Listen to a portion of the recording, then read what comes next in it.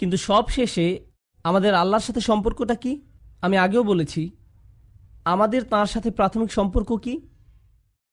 তিনি আমাদের মালিক আর আমরা তাঁর দাস, এটাই সম্পর্ক। আল্লাহর ব্যাপারে এই প্রাথমিক বিষয় যে বুঝতে পারবে, সে অবশ্যই একটা ফলাফল উপলব্ধি করবে, তা হচ্ছে ইয়াকা না'বুদু। এটাই হচ্ছে পরিশেষ, ইয়াকা না'বুদু। শুধু তোমার কাছেই আমরা দাসত্ব স্বীকার করি, ইচ্ছাকৃত দাসত্ব। এখন চলুন দাসত্ব নিয়ে কথা বলি। দাসত্ব কি ইচ্ছাকৃত হয় নাকি জোর দিয়ে করতে হয়? দাসত্ব কি ইচ্ছাকৃত হয় নাকি অনিচ্ছাকৃত? অনিচ্ছাকৃত। কেউ বলবে না আমি অন্যরকম একটা চাকরি খুঁজছি, আমি আমার পায়ে শিকল বাঁধা পছন্দ করি। ওকে, কেউ দাসত্বের চাকরির জন্য অ্যাপ্লাই করে না, ঠিক না? দাসত্ব কখনো ইচ্ছাকৃতভাবে করা হয় না। আমরা সেই হাস্যকর উদাহরণ দেখতে পারি, আপনি এসে বললেন এই যে আমি আপনার দাস, আমি বললাম চলো কিছু করি, এটা ইচ্ছাকৃত, কিন্তু এটা সাধারণত হয় না। আল্লাহর থেকে বেশি শক্তিশালী কোনো মালিক হতে পারে না। এবং অন্য মালিকদের আরেকটা বিষয় এরকম, সাধারণত দাসরা মালিকদের ভালোবাসে নাকি ঘৃণা করে? ঘৃণা করে। এবং একবার যদি তারা সুযোগ পায় তাহলে কি করে? মুক্ত হতে চায়। এবং যদি তারা মালিকের প্রশংসাও করে তাহলে সেটা কি সত্যি নাকি মিথ্যা প্রশংসা? মিথ্যা প্রশংসা। কিন্তু এই সূরা শুরু হয়েছিল আলহামদুলিল্লাহ দিয়ে। এটা সত্যিকারের আসল প্রশংসা এই মালিকের। এটা কিভাবে সম্ভব? এর কারণ হচ্ছে এই যে এই মালিক আপনাকে দাসত্ব করার জন্য জোর করেন না, আপনাকে এই উপলব্ধি নিজ থেকে করতে হবে। তাই তিনি এটা বলেননি যে উ'বুদুল্লাহ, আল্লাহর দাস হও, বরং আমরা বলি ইয়াকা না'বুদু, আমরা তোমার কাছে নিজেদের দাসত্ব বিসর্জন করলাম, আমরা তৈরি, আমরা নিজ থেকে এটা বেছে নিয়েছি, আমরা ইচ্ছাকৃতভাবে দাসত্ব স্বীকার করছি। চমৎকার ব্যাপার। এই যে ইসলাম ধর্ম আপনাকে ফাতিহাতেই বলে দিচ্ছে তোমাকে এটা বেছে নিতে হবে, তোমাকে এটা বেছে নিতে হবে। কেউ তোমাকে মুসলিম হতে জোর করতে পারবে না, তোমাকে নিজ থেকে আল্লাহর কাছে আসতে হবে। আর কেন আপনার আল্লাহর কাছে আসা উচিত? আপনার আল্লাহর কাছে আসা উচিত সূরা ফাতিহার প্রথম 3 আয়াতের জন্য। এটাই আপনার জন্য যথেষ্ট। যদি সত্যি আপনি জানতেন আলহামদুলিল্লাহর মানে কি, রব্বিল আলামিনের মানে কি যদি আপনি বুঝে থাকেন, আর রহমানির রহিমের মানে কি আপনি যদি বুঝে থাকেন, আর মালিক ইয়াউমিদ্দিনের মানে কি আপনি যদি এগুলো বুঝে থাকেন, এগুলোর প্রত্যেকটা এককভাবেই যথেষ্ট। কারণ সব মিলে এটা বলার জন্য যথেষ্ট, ইয়া আল্লাহ আমি তোমার দাস, আমি নিজের ইচ্ছায় কাজ করতে চাই না, আমি সেটাই করতে চাই যেটা তুমি চাও আমি করি। কারণ যা তুমি চাও তা আমার চাওয়ার থেকে অনেক গুণ উত্তম। কারণ তুমি আমার রক্ষক, তুমি আমাকে ভালোবাসো আমার কল্পনার থেকেও বেশি, এবং তোমার ভালোবাসা আমি সর্বদা পাই। আল্লাহ তার দাসত্বের আগে তার ভালোবাসার ব্যাপারে বলেছেন, তাই না? তো আল্লাহ তাদেরও ভালোবাসেন যারা তার দাসত্ব গ্রহণ করে না, তাদেরও ভালোবাসেন যারা তার ব্যাপারে খারাপ কথা বলে, তাদেরকেও যারা তাকে অমান্য করে। ইয়া আল্লাহ তুমি এত ভালো, আমি তৈরি, আমাকে গ্রহণ করো, আমি সাইন আপ করছি। ইয়াকা না'বুদু, এটাই হচ্ছে সেই কথা যা আমি আর আপনি বলি যখন এভাবে দাঁড়াই। হয়তো আপনাদের মধ্যে কেউ একটা মুভি দেখছে, খারাপ মুভি, তারপর আপনি একটু বিরতি দিলেন, তারপর নামাজ পড়লেন, ইয়া আল্লাহ আমি শুধু তোমারই দাস, আমি কখনো তোমার কথা অমান্য করি না, আমি এই উপলব্ধি নিজ থেকে পেয়েছি, আমাকে পথ দেখাও। তারপর আপনি সালাম ফিরালেন, তারপর আবার মুভি প্লে করলেন। এর কোনো মানে হয়? ভাবুন তো, আপনাদের কেউ জুমার নামাজ পড়তে গেলেন, হাজার হাজার মানুষ, সবাই বলছে ইয়া আল্লাহ আমি তোমার দাস, সবাই বলছে ইয়া আল্লাহ আমি তোমার দাস, আমি এই উপলব্ধি নিজ থেকে পেয়েছি, আমি এটা বুঝি যে আমি যদি নিজের ইচ্ছায় কাজ করি আমি নিজেই ক্ষতিগ্রস্ত হব, তাই আমাকে পথ দেখাও। তারপর জুমার নামাজ শেষে আপনি খারাপ কাজ করলেন। এটার কি কোনো অর্থ হয়? তার মানে হচ্ছে আমরা জিহ্বা দিয়ে এমন কিছু বলছি কিন্তু তা আমাদের অন্তরে পৌঁছায়নি, আর আমরা আসলে সে সম্পর্কে চিন্তাও করিনি। আসলে আমরা কি বলছি তা নিয়ে সচেতন থাকি না। যখন আমরা বলি ইয়াকা না'বুদু, আমরা আল্লাহর সাথে একটা সন্ধি করছি, আমরা আল্লাহর কাছে নিজেদের সম্পর্কে কিছু বলছি, আমরা আল্লাহর কাছে একটা দাবি করছি। কিভাবে আপনি আপনার মাকে বলেন যে আপনি তাকে ভালোবাসেন? আপনি যখন বাসায় আসেন, তিনি আপনাকে বলেন জুতা খোলো, আপনি সেগুলো খোলেন না। তিনি আপনাকে বলেন ডিনার টেবিলে বসে খাও, আপনি সোফায় বসে খান। তিনি বলেন তোমার বন্ধুদের নিয়ে এসো না, আপনি আপনার বন্ধুদের নিয়ে আসেন। তিনি বলেন উচ্চস্বরে শব্দ করো না, আপনি শব্দ আরো বাড়িয়ে দেন। আর তারপর আপনি তাকে বলেন মা আমি আপনাকে ভালোবাসি। এটা কি একটা তামাশা নয়? তিনি কি কষ্ট পান না যখন তাকে বলেন যে আপনি তাকে ভালোবাসেন? এটা কি আপনার মায়ের জন্য অপমানকর নয়? আমরা কি আল্লাহকে অপমান করছি না? তিনি আমাদের যা যা করতে নিষেধ করেছেন আমরা তা সবই করছি, তারপর আমরা বলি ইয়া আল্লাহ, আমরা আপনার দাস, আমরা পরিপূর্ণ দাস। সুবহানাল্লাহ। ওয়া ইয়্যাকা নাস্তাঈন, আর শুধু আপনার সাহায্যই আমরা চাই। কোরআনের সবচেয়ে সুন্দর আয়াতগুলোর মধ্যে একটা, ইয়্যাকা নাস্তাঈন। সহজ অনুবাদ, কেবল এবং একমাত্র আপনারই সাহায্য যা আমরা খুঁজে বেড়াচ্ছি, কেবল এবং একমাত্র আপনারই সাহায্য আমরা চাইছি। কিন্তু এটা কি বোঝায়? হে আল্লাহ, যখন আমরা সিদ্ধান্ত নেই যে আমরা আল্লাহর দাস হতে যাচ্ছি, আমাদের বুঝতে হবে এটা কোনো সহজ জিনিস না। এটা আল্লাহর সাথে অনেক বড় একটা অঙ্গীকার, এটা কোনো ছোট জিনিস না। আর আপনি যখন বড় অঙ্গীকার করেন, আপনার সাহায্য প্রয়োজন হয়। তাই আমরা আল্লাহর কাছে বলি, হে আল্লাহ, আমি একটা বড় অঙ্গীকার করেছি, আমি মনে করি না যে আমি নিজে নিজে এটা পালন করতে পারবো। আপনি কি এই ব্যাপারে আমার সাহায্য করতে পারেন? ইয়্যাকা নাস্তাঈন, দয়া করে সাহায্য করুন। ইয়্যাকা নাস্তাঈনের এটাই প্রথম অর্থ। কিন্তু ইয়্যাকা নাস্তাঈনের সবচেয়ে সুন্দর শিক্ষার একটি হচ্ছে, আরবি ভাষায় সাহায্য বোঝাতে ডজনের ওপর শব্দ আছে। নাসর এবং মুসাআদা, মাসাদ এবং আউন, অনেক অনেক শব্দ আছে এর জন্য। আল্লাহ আউন শব্দ ব্যবহার করলেন। নাস্তাঈন শব্দটি আরবি শব্দ আউন থেকে এসেছে। এটা খুব বিশেষ ধরনের সাহায্য। আমি চাই আপনারা এই সাহায্যটি বুঝুন, কারণ এটা আপনার জীবনে অনুধাবনের দরজাগুলো খুলে দেবে, সত্যিই দেবে। যখন আপনি বলেন ইয়্যাকা নাস্তাঈন, আপনি আসলে কি বলছেন? আপনি একটি রাস্তায় গাড়ি চালাচ্ছেন আর আপনার টায়ার নষ্ট হয়ে গেছে। আপনি সেটাকে টেনে রাস্তার সাইডে নিয়ে আসলেন। এখন আপনি কি করবেন?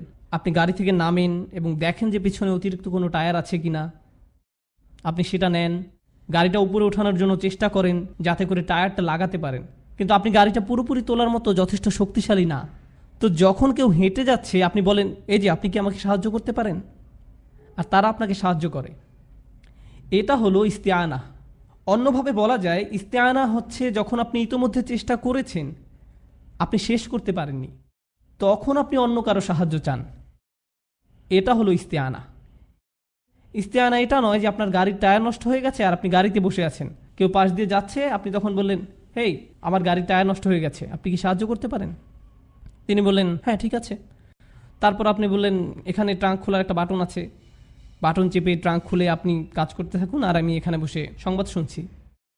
এটা ইস্তেআনা নয়, এটা ইস্তেআনা না। কেন না?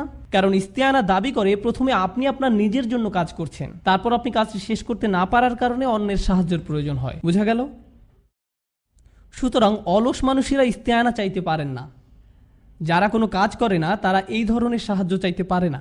নাস্তাঈন বলার মাধ্যমে আপনি প্রকৃতপক্ষে আল্লাহকে বলছেন, ইয়া আল্লাহ, আমি চেষ্টা করেছি, আমি আপনাকে বলছি যে আমি চেষ্টা করেছি, আমি চেষ্টা করেই যাচ্ছি, আপনি দেখতে পাচ্ছেন, আর এখন আপনার সাহায্য প্রয়োজন। তো এই পৃথিবীর কেউ যে আল্লাহর দিকে ফিরে আসে আর বলে, কিভাবে সম্ভব যে আপনি আমাকে সাহায্য করেন না? আর মানুষ তা করে। লোকে জিজ্ঞেস করে, কিভাবে আল্লাহ আমাকে সাহায্য না করে? আর এমনকি তারা নিজেরাও চেষ্টা করে না, তারা নিজেরা কোনো উদ্যোগ নেয় না, কিন্তু তারা আল্লাহকে দোষারোপ করে যে তাকে সাহায্য কেন করছে না। তারা কেবল তাদের নিজেদেরকেই দোষারোপ করতে পারে। এটাই আল্লাহর মূলনীতি। তিনি আপনাকে সাহায্য করবেন যখন আপনি নিজে উদ্যোগ নেওয়া শুরু করবেন। যদি আপনি নিজে নিজে উদ্যোগ না নেন, তিনি আপনাকে সাহায্য করবেন না। দুটো জিনিস আপনাকে এখানে বুঝতে হবে। আমি দুটো সম্পর্কেই বলবো। পৃথিবীতে এমন মানুষ আছে যারা কোনো উদ্যোগ নেয় না, আবার তারপর আল্লাহর কাছে সাহায্য আশা করে। এটা কখনোই আসবে না। সাহাবারা ফিরিস্তাগণ দ্বারা সাহায্যপ্রাপ্ত হয়েছিলেন বদরের যুদ্ধে, আপনারা সেটা জানেন। সাহাবারা যুদ্ধে ফিরিস্তাগণ কর্তৃক সাহায্যপ্রাপ্ত হয়েছিলেন, কিন্তু সাহাবাদেরকে যুদ্ধে যেতে হয়েছিল, শত্রুপক্ষকে মোকাবেলা করতে হয়েছিল, আর তারপর ফিরিস্তাগণ এসেছিলেন। ফিরিস্তাগণ আগে থেকেই সেখানে অপেক্ষারত ছিলেন না। এই আমরা এখানে 3টা থেকে আছি, তোমরা কোথায় ছিলে? এটা এভাবে ঘটে না। ইব্রাহিম আলাইসাল্লামকে আগুনে নিক্ষিপ্ত হতে হয়েছিল, তারপর এটা শীতল হয়েছিল। বোঝা গেল? আপনাকে প্রথম আপনার অংশটুকু করতে হবে, যতটুকু আপনি পারেন, তারপর আল্লাহ সাহায্য আসবে। এটা নিজে নিজে আসে না। আরেকটা দিক হলো, এমন কিছু মানুষ আছে যারা ভাবে তারা নিজেরাই সব করতে পারে, তাদের আল্লাহর সাহায্য চাওয়ার দরকার নেই। আমি আমার চাকরিটি পেয়েছি কারণ আমি খুবই বুদ্ধিদীপ্ত, আমার খুব সফল একটা ব্যবসা আছে কারণ আমি খুব ভালো কিছু সিদ্ধান্ত নিয়েছিলাম, আমার একটা ভালো ডিগ্রি আছে কারণ আমি খুব চটপটে। আর আমরা ভাবা শুরু করি আমরা এটা পেয়েছি কারণ আমরা এটার যোগ্য দাবিদার, অথবা আমরা নিজেরা এটা অর্জন করেছি। ফাতিহা আমাদেরকে শিক্ষা দিচ্ছে সাফল্য তা এই জীবনে হলেও দুটো জিনিস থেকে আসে। আপনি নিজে উদ্যোগ নেবেন, তারপর আপনি অন্যের সাহায্য চাইবেন। এবার বলছি নাস্তাঈন সম্পর্কে শেষ বিষয়টি। যখন আপনি কারো কাছে সাহায্য চান, এটা সবসময় নির্দিষ্ট। এটা সবসময় নির্দিষ্ট। যদি আমি কোনো একটা পাহাড়ের গায়ে ঝুলে থাকি, হেল্প, আর কেউ হেঁটে যাচ্ছে আর আমাকে এক বোতল পানি দিল, আমি যে সাহায্য চেয়েছিলাম তা হলো আমাকে উপরে তুলুন, এটা নির্দিষ্ট। আমি আর অন্য কোনো ধরনের সাহায্য চাইছিলাম না, আমি এই ধরনের সাহায্য চেয়েছিলাম। আপনারা বুঝতে পারছেন? আপনার যখন কলমের কালি শেষ হয়ে যায় আর আপনি বলেন আপনি কি আমাকে সাহায্য করতে পারেন, তার মানে আপনি তাদের কলম চাইছেন। কিন্তু তারা যদি আপনাকে একটা বিস্কিট দেয়, সেটা সেই সাহায্য না যা আপনি খুঁজছেন। সাহায্য সবসময় নির্দিষ্ট। এটা কি পরিষ্কার? কারণ এটা সবসময় নির্দিষ্ট, আপনাকে বলতে হবে আপনি কোন সাহায্যটি চাইছেন। কিন্তু এই আয়াতে আমরা বলি ইয়াকা নাস্তাইন, ফিমা, কিসে? আমরা আপনার সাহায্য চাই। আমরা বলি, আমরা আল্লাহকে বলি, ইয়া আল্লাহ, আমরা আপনার কাছে সাহায্য চাইছি। কিন্তু কিসে আমার সাহায্য চাইছো? তুমি কি তোমার স্বাস্থ্যের বিষয়ে আমার সাহায্য চাইছো? তোমার পারিবারিক জীবনে? তুমি কি তোমার পড়াশোনায় আমার সাহায্য চাইছো? তুমি কি তোমার ধর্ম বিষয়ে আমার সাহায্য চাইছো? তুমি কি চাইছো? কেউ যখন খুব মরিয়া থাকে তখন তারা কি বলবে সেটা বুঝতে পারে না। তারা এমনকি ব্যাখ্যাও করতে পারে না তাদের কিসে সাহায্য প্রয়োজন। তখন তারা শুধু বলে সাহায্য করুন। এটা আমরা ফাতিহাতে বলি, হে আল্লাহ সাহায্য করুন। কারণ আমাদের যা যা দরকার তার সংখ্যা অনেক, এমনকি আমরা তার তালিকাও তৈরি করতে পারি না। তাই আমরা শুধু বলি ইয়াকা নাস্তাইন। সুবহানাল্লাহ। ইয়াকা না'বুদু ওয়া ইয়াকা নাস্তাইনের উপর শাইখ আশ-শারাই রাহিমাহুল্লাহর একটা সুন্দর কথা আছে, আমার খুবই প্রিয়। তিনি বলেছিলেন, সুবহানাল্লাহ, তিনি বলেছিলেন কেন আল্লাহ ইয়াকা না'বুদু প্রথমে বলেছিলেন আর কেন তিনি ইয়াকা নাস্তাইন দ্বিতীয় বললেন। কি হতো যদি তিনি এটা উল্টো করে দিতেন? কেন আপনি এটা উল্টে দিতে পারেন না, ইয়াকা নাস্তাইনু ওয়া ইয়াকা না'বুদু? তিনি বলেন দুটো কারণ আছে কেন আপনাকে এই পৃথিবীতে রাখা হয়েছে, সাহায্য চাইতে নাকি ইবাদত করতে, আল্লাহর দাসত্ব করতে। তাই আমাদের উদ্দেশ্যটা প্রথমে উল্লেখ করে নেওয়া হলো, আর আমাদের এই উদ্দেশ্য সফল করতে হলে আমাদের কি প্রয়োজন তা বলা হয়েছে দ্বিতীয়ত। কিন্তু আরেকটা আছে যেটা আরও বেশি সুন্দর জিনিস, যখন আমরা নিজেদের আল্লাহর কৃতদাসে পরিণত করি, যখন আমরা আল্লাহর ইবাদত করি, এটা আল্লাহর জন্য। যখন আমরা সাহায্য চাই, এটা কার জন্য? আমাদের জন্য। ইয়াকা না'বুদু আল্লাহর জন্য, আর ইয়াকা নাস্তাইন আমাদের জন্য। আপনি আল্লাহর জন্য যেটা চান তা আগে উল্লেখ করা উচিত, আর নিজের জন্য যেটা চান তা পরে উল্লেখ করা উচিত। এটা সুন্দর আচরণের অংশ, এটা ভালো বিনয়। ইয়াকা না'বুদু ওয়া ইয়াকা নাস্তাইন। সুবহানাল্লাহ। আপনারা বুঝতে পেরেছেন? বেশিরভাগ মানুষই ভালো কাজ বলতে বোঝে এমন কিছু যা তারা নিজেরা করে। ভালো কাজ মানে হচ্ছে আমি নামাজ পড়ি, আমি দান করি, আমি ভালো কিছু করলাম, আমি গালি দেই না, আমি এটা করি সেটা করি, আমি খারাপ কাজ থেকে দূরে থাকি এবং ভালো কাজ করার চেষ্টা করি। মানে হচ্ছে মানুষ ভালো কাজ বলতে বোঝে যাতে তারা কেবল নিজেরা সম্পৃক্ত। কিন্তু আসলে আমরা দুই ধরনের কাজ করি, এমন কাজ যা আমাদের প্রভাবিত করে আর এমন কাজ যাতে অন্যরা প্রভাবিত হয়। এই দুই ধরনের কাজ আছে। যখন আপনি নামাজ পড়েন তখন কে প্রভাবিত হয়? আপনি নিজেই। যখন আপনি দান করেন এটা আপনাকে প্রভাবিত করে, আবার অন্যকেও প্রভাবিত করে। যখন আপনি মিথ্যা বলেন এটা আপনাকে প্রভাবিত করে, কিন্তু এতে অন্য কেউ প্রভাবিত হয় না।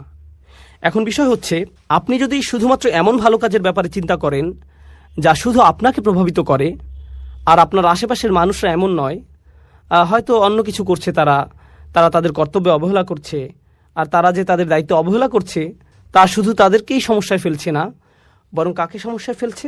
অন্যদেরকেও। আপনার অন্যদের প্রতিও দায়িত্ব আছে, আর এর অবহেলার কারণে অন্যরা প্রভাবিত হচ্ছে। আপনাকে অন্যায়ের বিপক্ষে দাঁড়িয়ে সত্য কথা বলতে হবে, এটা আপনার দায়িত্ব, এটা মানবতার প্রশ্ন। সহজভাবে বললে আসলে এমনটা করতে সাহসের প্রয়োজন হয়। সেই মুহূর্তে কথা বলা যখন আপনি দেখছেন আপনার চুপ থাকার কারণে হয়তো অন্য কেউ সমস্যায় পড়বে। এটা হলো তাওয়াসি বিল হক। আমাকে সত্যিকার অর্থেই তার পক্ষে দাঁড়াতে হবে, কারণ আমি যদি না দাঁড়াই তাহলে নিশ্চিতভাবে অন্য কেউ সমস্যায় পড়বে। ধরুন আপনি রাস্তা দিয়ে যাচ্ছেন, সেখানে হয়তো কিছু বাচ্চা বেসবল খেলছে রাস্তার মাঝখানে। তারা খুব জোরে বল মারছে, বল হয়তো মানুষের গাড়িতে পড়ছে। এটা কি মেনে নেওয়ার মতো ঘটনা? না। তারা অন্য মানুষের সম্পদের ক্ষতি করছে। তখন আপনার মাথায় আসলো, আমার মনে হয় এদেরকে থামতে বলা উচিত, সম্ভবত আমার কিছু একটা তাওয়াসি বিল হক করা উচিত। বুঝা গেল? এই তোমরা এখানে খেলো না। কিন্তু তখন আপনার মাথায় আসবে, আমি যদি এদেরকে খেলা থামাতে বলি, এরা হয়তো আমাকে নিয়েই খেলা শুরু করবে। এরা শুধু মুখে বলেই ক্ষান্ত হবে না, আমাকে মারতেও পারে শুধুমাত্র থামতে বলার কারণে। এটা একটা খুবই ছোট উদাহরণ। বড় পরিসরে বললে, পরিবারের ভেতরে যদি এমন হয়, আপনার বাবা হয়তো কোনো ভুল করেছেন, আপনার মা, আপনার মেয়ে, আপনার বোন, আপনার স্ত্রী, পরিবারের কেউ হয়তো কোনো ভুল করেছে, তারা কোনো অন্যায় করেছে, কেউ হয়তো মোহর পরিশোধ করছে না, কিংবা সম্পত্তির সমান ভাগ করা হচ্ছে না, আর এটা আপনার সামনেই ঘটছে। আপনার ভেতরে তখন মনে হচ্ছে আমার কিছু বলা উচিত, আমার বলা উচিত যেটা ভুল। কিন্তু তখন আপনি ভাবেন এর ফলাফল কি হবে? তারা সবাই আমাকে বকা দেবে, তারা হয়তো আমাকে অহংকারী ভাববে, এমনকি আমার সাথে কথা বলা বন্ধও করে দিতে পারে। এরকম আরও অনেক কিছু হতে পারে। তাহলে বুঝতে পারছেন, যখন আপনি সত্যি কথাটা বলতে চান তখন আপনার মাথায় কি কি আসে? এই সব ফলাফলগুলো। কিন্তু আল্লাহ আজ্জা ওয়া জাল্লা আমাদেরকে ছাড় দিয়েছেন, তিনি আমাদেরকে সব ভয় ভীতি থেকে মুক্তি দিয়েছেন। এই কারণে আমাদের সকল ভয় দুশ্চিন্তা চলে যায় যখন আল্লাহ বলেন ইল্লাল্লাযীনা আমানু। প্রথম অংশে যখন আপনার ঈমান থাকে তখন কি হয়? তখন আপনি কাকে ভয় পান? শুধুমাত্র আল্লাহ, কেবল আল্লাহ। যখন আপনি ভালো কাজ করেন তখন শুধু ঈমান বাড়তে থাকে, আর যখন ঈমান বাড়তে থাকে তখন আপনার পক্ষে তাওয়াসি বিল হক করাটা সহজ হয়ে যায়। আর যদি আপনি অনুভব করেন যে তাওয়াসি বিল হক করাটা আপনার পক্ষে বেশ কঠিন, বলুন তো এর মানে কি দাঁড়ায়? এর মানে দাঁড়ায় আপনার ঈমান ততটা শক্তিশালী নয়, আপনার ঈমান যথেষ্ট দৃঢ় নয়। এই দুটি বিষয় একটি অপরটির সাথে সম্পর্কযুক্ত। সত্যের পক্ষে দাঁড়ানো এবং কথা বলার সাহস থাকা সরাসরি ঈমানের সাথে সম্পর্কিত, একেবারে সরাসরিভাবে যুক্ত। শেষ অংশটা নিয়ে বলি। এই দুইটি বিষয় যেহেতু একটি অপরটির সাথে সম্পর্কিত, এখানে একটা হাদিস মনে পড়েছে।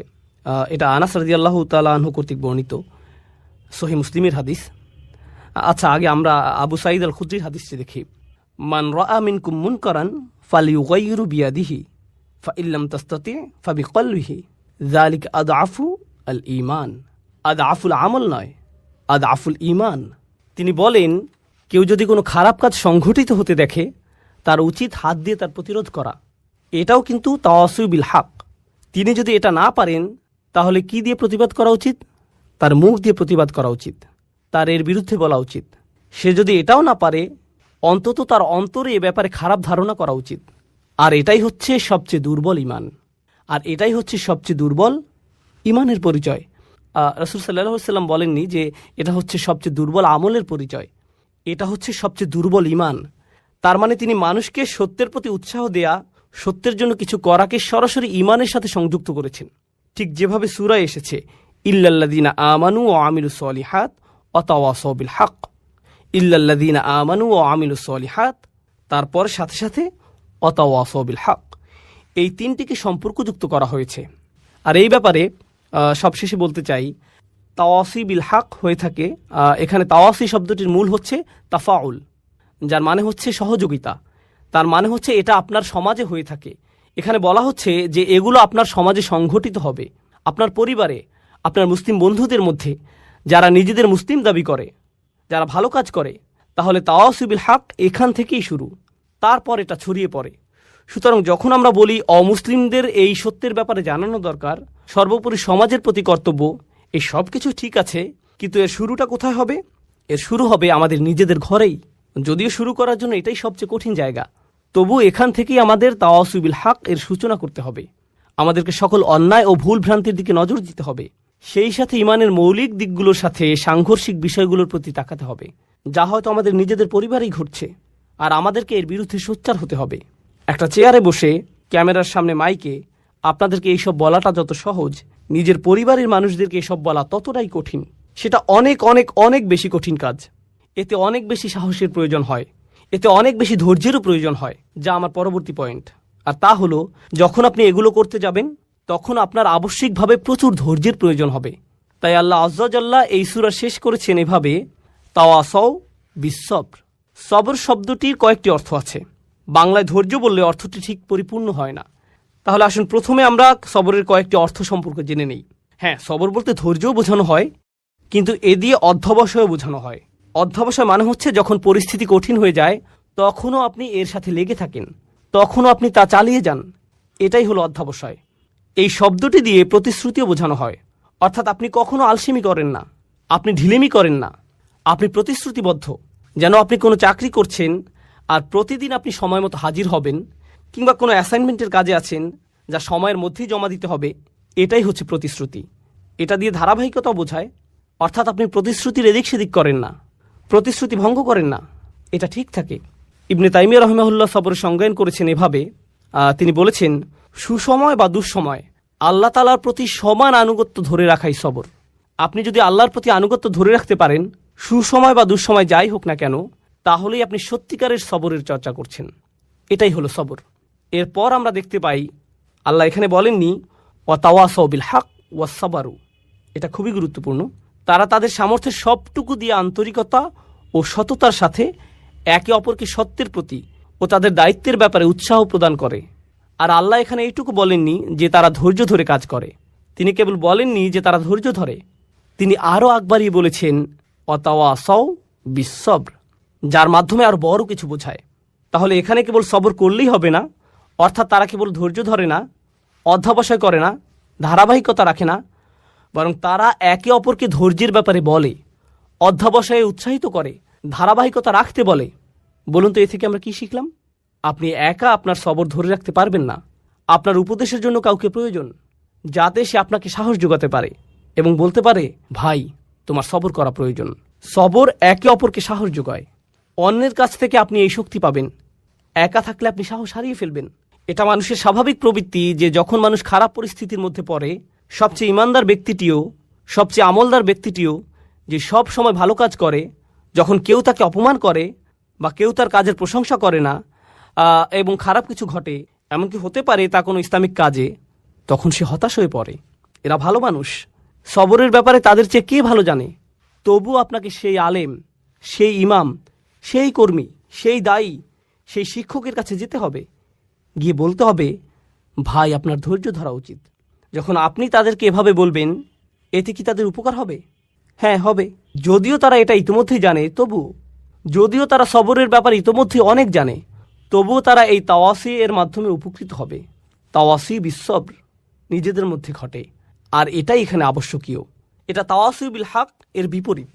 তাওয়াসি বিসসবর তাদের জন্য যারা তাওয়াসি বিল হক থামিয়ে দিয়েছে, কারণ তারা ফলাফল দেখতে না পেয়ে হতাশ হয়ে পড়েছে। কিভাবে তারা তাদের উদ্যম ধরে রাখবে? একে অপরকে অধ্যবসায়ের ব্যাপারে তাগিদ দেওয়ার মাধ্যমে। সবচেয়ে সহজভাবে বলা হয়েছে আলাল মাসাইব, অর্থাৎ আপনাকে ধৈর্য ধরতে হবে, অধ্যবসায় চালিয়ে যেতে হবে, ধারাবাহিকতা ধরে রাখতে হবে।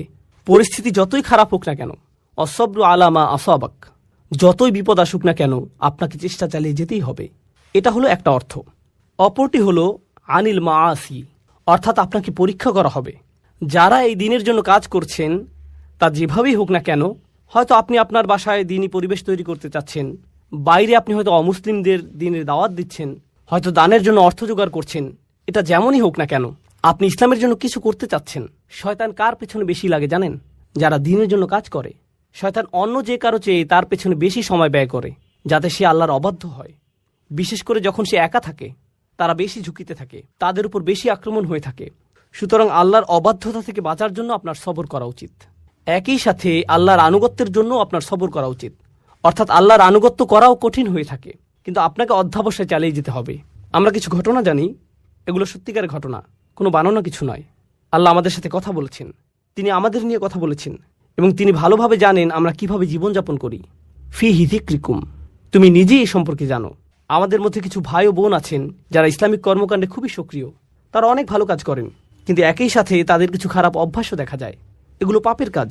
এটা এতই গুরুতর সমস্যায় রূপ নিয়েছে যে তারা এগুলোতে আসক্ত হয়ে পড়েছেন। তাদের সাহায্য দরকার। তাদের কি দরকার জানেন? তাদের দরকার তাওয়াসি বিসসবর। তাদের কাউকে দরকার যে তাকে অনবরত উপদেশ দিবে, বলবে শোনো, তোমাকে চেষ্টা করতে হবে, তোমাকে সংযত হতে হবে।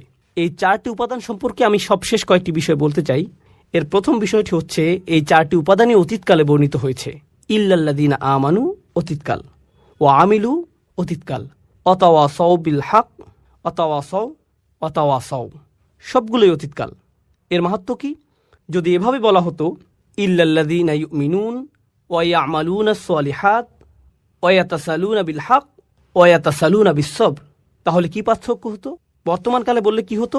অতীতকালে বলার কারণে বোঝা যাচ্ছে এখানে এমন মানুষের কথা বলা হচ্ছে যারা মৃত্যুর আগ পর্যন্ত সারাটি জীবন এই 4টি কাজ করেছে। সুতরাং এখন আপনি তাদের জীবনটি পর্যালোচনা করে দেখতে পারেন। আপনি তাদেরকে দেখে বলবেন, হ্যাঁ, তারা তাদের জীবনকে ঈমানের দাবি অনুসারে অতিবাহিত করেছে। যখন আপনি তাদের জীবনের দিকে তাকাবেন, আপনি বলবেন তারা ভালো কাজ করেছে এবং তারা তাওয়াসু বিল হক করেছে, তাওয়াসাউ বিস-সবর করেছে। অন্যভাবে বললে এটা সেই আয়াতটি পরিপূর্ণ করেছে যেখানে বলা হচ্ছে ওয়ালা তামুতুন্না ইল্লা ওয়া আনতুম মুসলিমুন, ভুলেও মুসলিম না হয়ে মৃত্যুবরণ করো না। আপনি যখন তাদের জীবনটি দেখবেন, আপনি বলবেন না তারা আগে ভালো ছিল, পরবর্তীতে তারা বিপথে চলে গেছে, তাদের জীবনের শেষ দিনটি পর্যন্ত তারা অটুট ছিল। সুতরাং আপনি তাদেরকে দেখে অবশ্যই বলবেন তারা এই 4টি বিষয় পরিপূর্ণ করেছে। তাই এগুলোকে অতীতকাল বলার কারণ বোঝা যায় মৃত্যুর আগ পর্যন্ত তাদের গোটা জীবনটি এই 4টি কাজের সমষ্টি। এরাই সফল হয়েছে। অর্থাৎ আপনি থামতে পারবেন না। আপনি এমন একটা জায়গায় পৌঁছাবেন যখন মানুষেরা আপনার সম্পর্কে বলবে এই 4টি বিষয় আপনি পূর্ণ করেছেন। এটাই হলো দ্বিতীয় মাহাত্ম্য। এর শেষ বিষয়টি হলো, যা আমার মনে হয় সূরা আসরের এই আলোচনার অন্যতম গুরুত্বপূর্ণ বিষয়, তা হলো বায়ের কয়েকটি তাৎপর্য আপনারা জানেন। বিল হক শব্দটি নিয়ে আমরা আলোচনা করেছি। একইভাবে যখন তারা তাওয়াসি বিস সবর করে, যখন তারা একে অপরকে উৎসাহ দেয় ধৈর্যের সাথে, তারা ধৈর্যের সাথে ধৈর্যের উপদেশ দিচ্ছে এবং তারা একে অপরকে ধৈর্যের প্রতি উৎসাহ দেয়। কেউ যদি বলে আমি তোমাকে ধৈর্যের সাথে উপদেশ দিচ্ছি আর আমি তোমাকে ধৈর্যের প্রতি উপদেশ দিচ্ছি, এই দুইয়ের মধ্যে একটা পার্থক্য আছে। এই দুইটি আসলে আলাদা বিষয়। ধৈর্য ও অধ্যবসায়ের প্রতি যেভাবে আমি তোমাকে উপদেশ দিচ্ছি, এতেও ধৈর্যের প্রয়োজন আছে। এই উপদেশ দেওয়ার জন্য আমাকে ধৈর্য ধরতে হবে। আপনাকে তাড়াহুড়া করলে চলবে না, আপনাকে খুবই ধৈর্যশীল হতে হবে। যে আল্লাহর প্রতি অবাধ্য আচরণ করে তার প্রতি আপনাকে খুবই সহনশীল হতে হবে। আপনি তাকে পরামর্শ দিবেন, এই পরামর্শ দেওয়ার সময় আপনাকে ধৈর্যশীল আচরণ করতে হবে। আর আপনি তাকে কিসের প্রতি উৎসাহ দিচ্ছেন? ধৈর্যের ব্যাপারেই। তাহলে আপনি যেভাবে তাকে পরামর্শ দেন তাতে ধৈর্যের প্রয়োজন হয়। আবার এই ধৈর্য ধারণের প্রতি আপনি তাকে উৎসাহ দিচ্ছেন। শেষ আরেকটি বিষয় আমার মনে পড়েছে, এটা নিয়ে একটু বলি। এই 4টি বিষয় আসলে একে অপরের জন্য একটা পরীক্ষার মতো। অর্থাৎ যদি কেউ সবর হারিয়ে ফেলে, শেষ কথা হচ্ছে এই 4টি বিষয় আসলে একে অপরের জন্য একটা পরীক্ষা। অর্থাৎ যদি কেউ সবর হারিয়ে ফেলে তাহলে সে তাওয়াসি বিল হক করতে পারবে না। কেন পারবে না? কারণ যখনই সে মানুষকে সত্যের ব্যাপারে জানাতে যাবে, মানুষ এমন কথা বলবে যা সে সহ্য করতে পারবে না। আর যখন মানুষের এমন কথা সে শুনবে, পরিস্থিতি তার জন্য কঠিন হয়ে যাবে। সে বলবে আমি এটা নিতে পারছি না। যখন সে বলবে আমি এটা নিতে পারছি না, আমি সহ্য করতে পারছি না, এ থেকে তার কিসের ঘাটতি বোঝা যায়? সবরের ঘাটতি। সুতরাং যখন কেউ সত্যের প্রতি আহ্বান করে না, বুঝতে হবে সেখানে সবরের ঘাটতি আছে। আরেকটি বিষয় এ থেকে বোঝা যায়, তা হলো কেউ হয়তো ভাবতে পারে যে সে সত্যের প্রতি ডাকছে, কিন্তু এই কথায় কারো কোনো সমস্যা হচ্ছে না। সে ভাবছে যে সত্যের প্রতি ডাকছে, কিন্তু তার এই ডাকায় কারো কোনো সমস্যা নেই, কেউ তার কথায় ক্ষুব্ধ হচ্ছে না। এর মানে কি জানেন? আপনি যেহেতু সবর ছাড়াই তাওয়াসি বিল হক এর প্রতি মানুষকে ডাকতে পারেন, আপনি খুব সম্ভবত তাওয়াসি বিল হক করছেন না। কেননা এই পৃথিবীর সবচেয়ে ভদ্র ও নরম মনের মানুষেরা যখন মানুষকে সত্যের পথে ডেকেছে, তারা বিপদে পড়েছেন। এটা হচ্ছে এই কাজের আবশ্যিক ফলাফল। আল্লাহর সবচেয়ে ধৈর্যশীল রাসূলদের দিকে তাকান, নূহ আলাইহিস সালামের দিকে তাকান। তার পুরোটা জীবন ছিল দাওয়াতি কাজে পূর্ণ, আর পুরো জীবন জুড়েই ছিল সবর। কেননা তিনি মানুষকে যা বলেছেন তা মানুষকে বাধ্য করেছে তাকে অপমান করতে, কটু কথা বলতে, তার বিরুদ্ধে দাঁড়াতে। আর এজন্য প্রয়োজন হয় সবরের। আর যখন এই দুটিরই ঘাটতি হয়, যখন আপনি মানুষকে সত্যের প্রতি ডাকছেন না, আর সেজন্য আপনার সবর করারও কোনো প্রয়োজন নেই, যখন এই শেষ দুটির ঘাটতি হয়, যখন কারো মধ্যে এই দুটি থাকে না, তা থেকে আমরা কি বুঝতে পারি কিসের ঘাটতি আছে? প্রথম দুটি শর্ত, ঈমান ও ভালো কাজ। কারণ যতক্ষণ না আপনি নিজেই ভালো কাজ করবেন, খারাপ কাজ আপনার চোখে পড়বে না। যদি আপনি নিজে ভালো কাজের সাথে যুক্ত না হন, আপনি বুঝতে পারবেন না খারাপ কাজ করলে সমস্যাটা কি। কিন্তু যখন আপনি নিজের পরিবর্তন করবেন, আপনি হয়তো পার্টি করতেন, তারপর আপনি আল্লাহর কাছে ভালোভাবে তওবা করে তার আনুগত্য করতে শুরু করলেন। যখন আপনি আল্লাহর আনুগত্য করেন আর অন্যরা পার্টি করে, এতে আপনি বিরক্ত হন, তাদের জন্য আপনার খারাপ লাগে। আগে এতে আপনি কিছু মনে করতেন না, কিন্তু এখন আপনার মনে হচ্ছে তারা কিভাবে এটা করছে, আমার তাদেরকে থামানো উচিত। আমি নিজেই ভুল করেছি, আমি চাই না তারাও একই ভুল করুক। এটা আপনাকে কষ্ট দেয়। কিন্তু এটা যদি আপনাকে কষ্ট না দেয়, আপনার যদি কখনো মনে না হয় যে আপনার তাদেরকে থামানো উচিত, তার মানে হলো আপনি ভালো কাজের প্রতি প্রতিশ্রুতিশীল নন। আর আপনার যদি ভালো কাজের ব্যাপারে প্রতিশ্রুতি না থাকে, তার মানে আপনার কি নেই? ঈমান। তাহলে এই সবগুলো বিষয় হচ্ছে লাজিম ও মালজুম। এগুলো একটি অপরটির আবশ্যিক ফলাফল এবং একটি আরেকটির সাথে ওতপ্রোতভাবে জড়িত। আমি অন্য সূরাগুলোর চাইতে এই সূরাটিতে অনেক বেশি সময় নিয়েছি। আমরা সূরা নাবা থেকে শুরু করেছিলাম, তখন একটি সেশনে একটি সূরা শেষ করেছি, কিন্তু এটা সূরা আসরের 4র্থ সেশন। আলহামদুলিল্লাহ, অবশেষে আমরা এটা শেষ করতে পেরেছি। কেন জানেন? কারণ আমার মনে হয়েছে এটা সবচেয়ে ছোট সূরা। এটা এমন একটি সূরা যা মুখস্থ করা খুবই সহজ। আমাদের বেশিরভাগই এটা আত্মস্থ করে ফেলেছে, কিন্তু এটা সবচেয়ে ভারী সূরা। এই সূরার ওজন সবচেয়ে বেশি। আপনি আপনার জীবনকে কিভাবে দেখেন তা এই সূরাটি পুরোপুরিভাবে পরিবর্তন করে দেবে।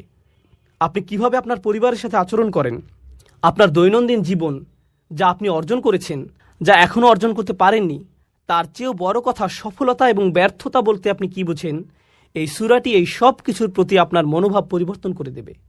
ডক্টর ফাদেল সালেহ আস-সামেরাই বলেছেন, কোন সূরা শুরু কোনো না কোনোভাবে এর শেষ অংশের সাথে সম্পর্কিত, কোন সূরার শুরুর অংশ তার শেষের অংশের সাথে যুক্ত। এই সূরার শুরু কী ছিল? একটি আয়াত, ওয়াল আসর, যা দিয়ে বোঝা যায় যে আপনার সময় শেষ হয়ে আসছে। আর শেষ আয়াতটি হলো 4টি উপাদান নিয়ে, যা আমরা গত 2 সেশন ধরে আলোচনা করছি। তাহলে এই 2টি অংশ একটি অপরটির সাথে কিভাবে যুক্ত? ঈমান, ভালো কাজ, তাওয়াসু বিল হক, তাওয়াসু বিস সবর। এর ব্যাপারে সচেতন হওয়ার জন্য আপনার সময় শেষ হয়ে আসছে। আপনি সময় থাকতে সব কিছু ঠিক করে নিন। আপনার নিজের জন্য এটা খুব জরুরি একটা বিষয়। ইন্নাল ইনসানা লাফি খুসর, এটা কে? আপনি ধরে নিন, ইন্নান নাফসি, আমার নিজের জন্য। আমি নিজেই ক্ষতির মধ্যে আছি, আমি বিপদের মধ্যে আছি। আল্লাহ তাআলা আমাদেরকে তাদের অন্তর্ভুক্ত করুন যারা সূরা আসরের 4টি শর্তকে পূর্ণাঙ্গভাবে